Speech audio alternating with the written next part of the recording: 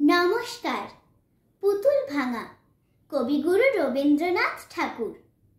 ৭-৮-২৭ আমি বলেছিলেম বলে, গুরু মশাই আমার পরে উঠল রাগে জ্বলে। মা গো, তুমি ৫ পয়সায় এবার রথের দিনে সেই যে রঙের পুতুলখানি আপনি দিলে কিনে। খাতার নিচে ছিল ঢাকা, দেখালে এক ছেলে। গুরু মশাই রেগে মেগে ভেঙে দিলেন ফেলে। বললেন, তোর দিন রাত্রের কেবল যত খেলা, একটুও তোর মন বসে না পড়াশুনোর বেলা। মা গো, আমি জানাই কাকে, ওর কি গুরু আছে? আমি যদি নালিশ করি এক্ষুনি তার কাছে।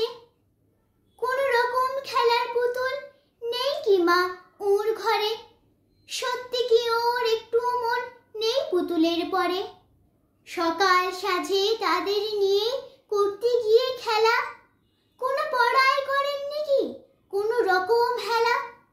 ওর যদি সেই পুতুল নিয়ে ভাঙেন কেহ রাগে, বল দেখি মা ওর মনে তা কেমন তর লাগে।